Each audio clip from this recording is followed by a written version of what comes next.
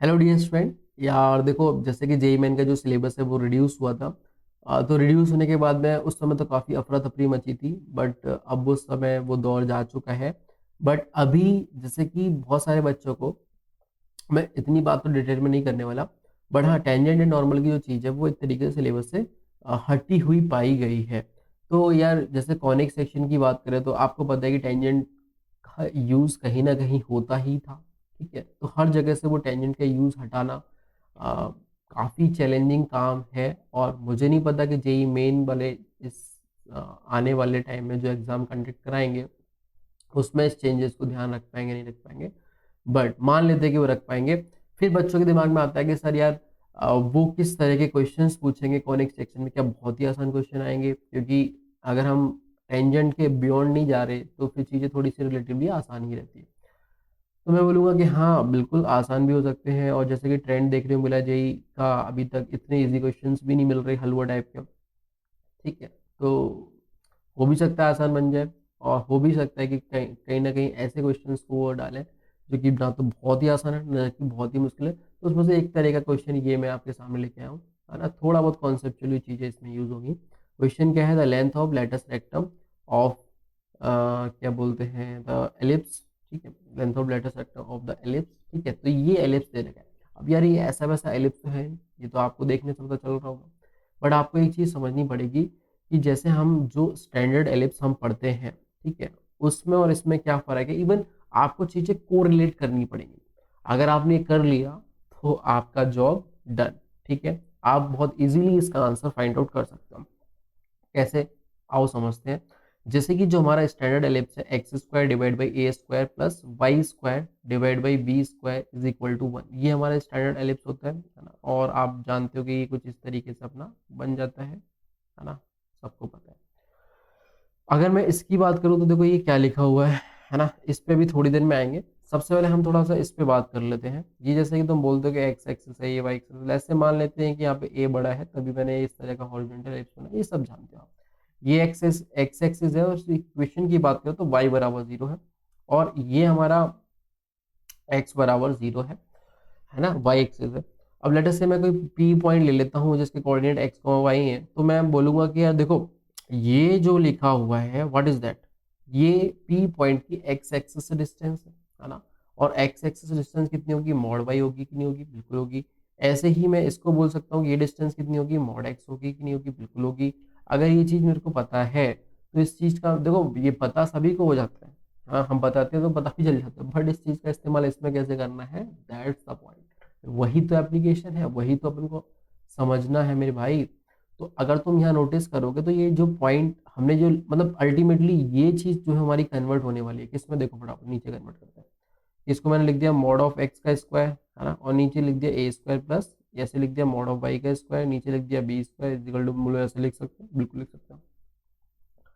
अच्छा, अब ये जो मॉड ऑफ एक्स का स्क्वायर लिखा हुआ है, अगर मैं तुमसे बोलूं कोई भी पॉइंट इस पे एलिप्स पे, उसकी किससे, इससे, ये कौन है भाई, है ना। वैसे एक्स एक्सिस है, लेकिन और पर्टिकुलरली एलिप्स के हिसाब से बोलो तो ये है हमारा मेजर एक्सिस, एंड ये है हमारा माइनर एक्सिस। बोलो बात समझ में आ गई? आ गई। अच्छा, अब फटाफट समझना, ये हमारा माइनर है, ये मेजर है, तो मैं बोलता हूँ कि ये जो चीज लिखी दिख रही है ना आपको, ठीक है, एक्स स्क्वायर मतलब मॉड ऑफ एक्स स्क्वायर, तो बेसिकली ये है क्या? ये देखो, इसको देखना ब्रैकेट के अंदर जो मैंने बोला है ना वो क्या है, पी पॉइंट की कहाँ से, माइनर एक्सिस से डिस्टेंस, माइनर एक्सिस से डिस्टेंस, देखो ये मॉड एक्स है कि नहीं है। अच्छा, उसके नीचे ए स्क्वायर आ रहा है, तो आपको समझना पड़ेगा कि जिसके नीचे, है ना, वैल्यू ज्यादा होगी स्क्वायर की, मतलब इधर तो 1 है ना, तो ऊपर जो होगा ब्रैकेट के अंदर वो हमारा पी पॉइंट की माइनर एक्सिस से डिस्टेंस लिखी हुई है। अगर इतनी समझ ली तो बस अपना काम खत्म। अब ये जो बातें अपन ने इधर उधर करी हैं, ठीक, अच्छा, इसमें जो लेंथ ऑफ लेटस रेक्टम होता है वो आप जानते हो बहुत अच्छे से, 2b² होता है ना। जो छोटा होता है, ठीक है, बी अभी यहाँ पे छोटा है तो उसको ऊपर ले लिया और बड़े वाले को नीचे ले लिया, और ऊपर वाले का स्क्वायर कर दिया, मतलब छोटे वाले का स्क्वायर कर दिया, बड़े वाले को ऐसे डाल दिया। अब ये जो हमारा लिखा है जरा इसको समझते हैं। इसको समझने के लिए देखो सबसे पहले हमने क्या किया कि देखो 2x प्लस 3y -1 है, ठीक है, और यहाँ पे क्या लिखा हुआ है 9 लिखा हुआ है, चलो कोई नहीं, ऐसे बोलो ठीक है, ऐसे ये 16 लिखा हुआ है, इसको ऐसे मतलब इसमें बच्चा गलती करता है ना, तो गलती तो तुम्हें समझ में आ ही जाएगी गलत क्या करते हो, बाकी सही क्या है वो भी जान ही लो। इस 25 को तुम एक काम करो इधर लेके आ जाओ, है ना, क्योंकि राइट में तो बंद करनी नहीं है, तो 25 को इधर लेके आके बना जाओ। अब कभी कभी बच्चा क्या बोलता है कि यही हमारा क्या है, इसको बोलता है कुछ मान लो, इसको बोलता है भाई मान लो, कुछ कुछ कर दो, और फिर ये देखो ए जो है वो 5/3 आ गया और ये जो 5/4 आ गया, बस खत्म, वो गलत है। ठीक है, तो सही क्या है, सही देखो ये है, जैसे कि मैंने आपसे क्या बोला था, मैंने आपसे बोला था यहाँ पे जो स्क्वायर के अंदर ब्रैकेट के अंदर तो वो डिस्टेंस होती है पॉइंट की लाइन से, लाइन बोले तो मेजर और माइनर एक्सिस है तो लाइन ही ना यार। ऐसे ही मैं अगर बोलता हूँ किसी पॉइंट एक्स को वाई जो कि इस एलिप्स में मौजूद होगा, ये एलिप्स भी रैंडम टेढ़ा मेढ़ा सा है क्योंकि एक्स वाई का डम भी आएगा जब तुम ओपन करोगे, जब ये दोनों मल्टीप्लाई होगा तो एक्स वाई का डम आएगा, और एक्स वाई का डम आता है तो इसका मतलब एलिप्स जो होगा वो कैसा होगा, रोटेटेड वाला एलिप्स होगा, है ना, रोटेट हो चुका होगा। ठीक है, तो मैंने कोई पॉइंट यहाँ पे ले लिया और ये मेरा कुछ हो गया और ये मेरा कुछ हो गया, ये बेसिकली इसके माइनर और मेजर एक्सिस हो गया। अब ये कौन होगा ये कौन नहीं होगा वो सब अभी पता चल जाएगा, बट मैंने क्या बोला कि इसको पहले डिस्टेंस के फॉर्मेट में लिखो, तो अगर मैं एक्स को वाई पॉइंट की डिस्टेंस 2x + 3y - 1 लाइन से निकालूंगा तो वो कितनी आएगी, क्या आएगी, √13 आ जाएगा यहाँ पे, बोलो आएगा कि नहीं आएगा, क्योंकि 2 का स्क्वायर 4, 3 का स्क्वायर 9, 9 4 13। सिमिलरली यहाँ पे भी वही चीज़ बनेगी 13, और आप देख सकते हो ये दोनों जो है परपेंडिकुलर भी है ना, इतना तो बोलो सिलेबस में ही, -2/3 और 3/2 दोनों को मल्टीप्लाई करोगे तो -1 आता है, इस मीन्स ये परपेंडिकुलर, इसलिए मैंने बोला है, इसलिए अपन ये थॉट भी ला पा रहे हैं कि ये हमारी मेजर और माइनर एक्सिस होंगी। ठीक है, अच्छा अब ये 13 बेसिकली से 13 से मैंने क्या किया, डिवाइड किया, तो मल्टीप्लाई भी कर दिया, इधर भी कर दिया और इधर भी कर दिया। ठीक भाई, ठीक भाई।